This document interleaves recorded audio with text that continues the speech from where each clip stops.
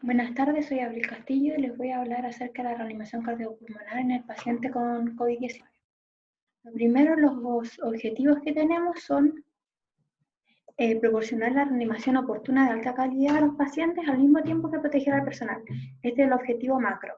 En relación a los objetivos más pequeños son reconocer al paciente con COVID-19, reconocer el riesgo de exposición al realizar la RCP en pacientes con COVID-19, conocer el manejo de los pacientes con COVID-19 tanto en el ambiente intra como en el extrahospitalario, además reducir la exposición del personal a COVID-19 tanto en el intra como en el extrahospitalario, conocer el manejo de estos pacientes y conocer los elementos de protección personal.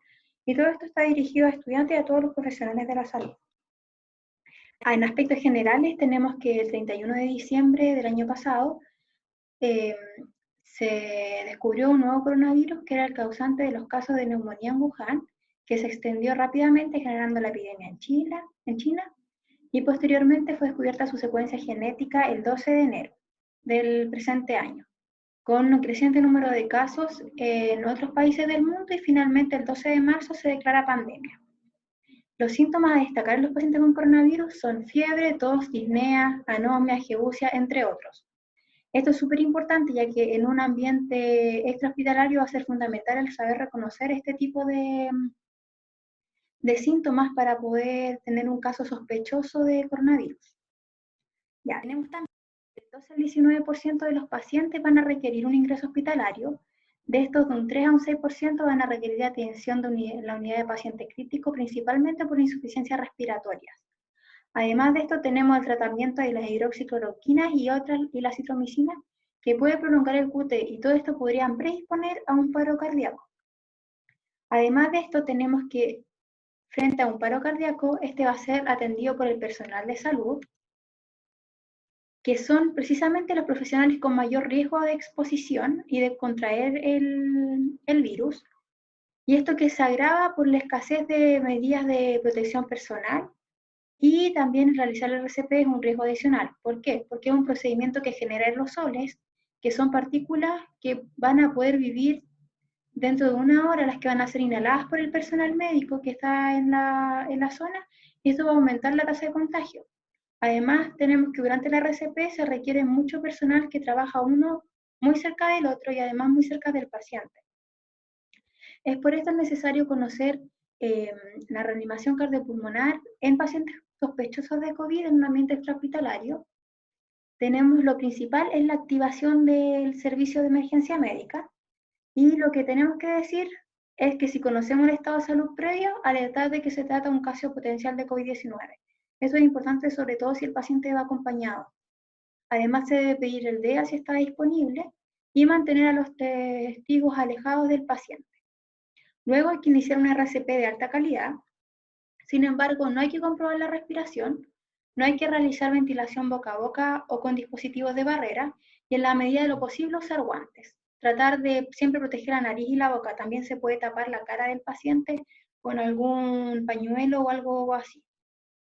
En la desfibrilación siempre tener en cuenta que la causa más común es el síndrome coronario agudo, y una vez que llega al servicio de emergencia, uno debe dejar actuar al servicio de emergencia, lavarse las manos con agua y jabón o con alcohol gel lo más prontamente posible, y posterior a eso, contactar a la autoridad sanitaria, indicar el procedimiento, mantener la cuarentena si esta fuera necesaria, quedarse en casa y notificar cualquier patología o sintomatología. En el ambiente intrahospitalario tenemos que lo principal es el conocimiento del paciente y su deterioro clínico. Hay que activar el equipo de RCP, hacer RCP de calidad en el lugar, la desfibrilación y el soporte vital avanzado de los cuidados por RCP. Vamos a ver un poquito más del ambiente intrahospitalario en la diapositiva a continuación. Entre los principios generales para la reanimación en pacientes con sospecha y confirmación de COVID-19, tenemos el principal objetivo, que es reducir la exposición del proveedor o del personal al COVID-19, y la idea es que el personal se proteja a sí mismo y a los colegas. Para eso se ocupan los diferentes equipos de protección para el personal de salud, que tenemos que son las viseras, por ejemplo, a nivel de nariz y boca, la mascarilla facial quirúrgica o el escudo facial, o 95. A nivel del cuerpo tenemos la pechera amarrada hacia atrás y en las manos, obviamente el lavado de manos previo y los guantes y obviamente el retiro de todas estas medidas de protección personal según el orden adecuado. Las estrategias son que antes de entrar a la escena, todo el personal debe ponerse sus medidas de protección personal. Además, se debe limitar el ingreso de las personas al lugar donde esté el paciente y comunicar claramente el estado que el paciente tiene, que es COVID positivo, a cualquier persona que va a ingresar al lugar. Además de esto, tenemos que priorizar las estrategias de oxigenación y ventilación con el mejor riesgo de aerolización. Para esto se puede utilizar el filtro EPA de forma segura si está disponible o cualquier ventilación manual o mecánica, dispositivo en el camino del gas exhalado antes de administrar cualquier respiración. O sea, la idea es siempre mantener al mínimo la probabilidad de contagio.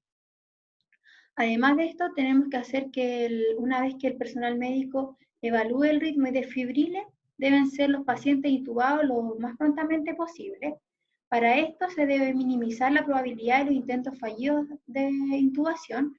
Por eso se puede asignar al personal más altamente capacitado y con la mejor método para realizar la intubación, y se debe realizar una pausa a las compresiones torácicas para intubar. Aquí la videolaringoscopía puede disminuir la exposición del intubador a las partículas de aerosoles y si está disponible se podría usar. Antes de la intubación se tiene que usar un dispositivo de máscara de bolsa con un filtro EPA, que es el que vemos en la imagen acá. Y si no, se puede considerar la oxigenación pasiva, donde el paciente se tiene con la maniobra frente-mentón y se le va haciendo de forma pasiva la inhalación con oxígeno. Además tenemos que, si la intubación se retrasa, considerar la ventilación manual, pero siempre con estos dispositivos, y una vez en un circuito cerrado, minimizar las desconexiones para reducir la aerosolización. Además de esto, hay que considerar siempre la conveniencia de comenzar y continuar la reanimación. Siempre es razonable considerar la edad, la comorbilidad, la gravedad de la enfermedad del paciente al realizar la reanimación y ver en el fondo riesgo-beneficio. Si es beneficioso mantenerlo en reanimación versus la posibilidad de contagio del personal de salud. Para esto se tiene que abordar los objetivos de atención con pacientes con COVID en la previsión de las necesidades potenciales de un mayor nivel de atención, y además se deben instruir acerca de la primera línea de del personal de salud ante la conveniencia de iniciar y finalizar la RCP. Y lo otro es que no hay datos suficientes para apoyar la reanimación cardiopulmonar extracorpórea en pacientes con COVID-19. Acá tenemos una imagen que es bien didáctica de lo que se puede hacer en pacientes RCP en tiempos de COVID. Tenemos que se puede siempre mejorar la protección del personal con dispositivos de un solo uso. Tenemos además que si no hay una forma de ventilación se puede iniciar solo con compresiones. Tenemos el procedimiento básico, que deben ser de orden de continuar el masaje con las medidas de protección adecuadas, desfibrilar si corresponda, iniciar las compresiones continuas con una cánula orofaringea. El ideal es colocar en el 5 donde sale colocar la mascarilla con el filtro y luego llevarlo a una zona que esté un poco más controlada. En relación a las conclusiones finales, tenemos que el personal de salud está altamente expuesto a contraer COVID-19, por esto los elementos de protección personal son necesarios para disminuir el contagio, y es crucial conocer el esquema de reanimación cardiopulmonar tanto en un ambiente intra como extrahospitalario para proporcionar una reanimación oportuna y de alta calidad a los pacientes al mismo tiempo que proteger al personal. Muchas gracias.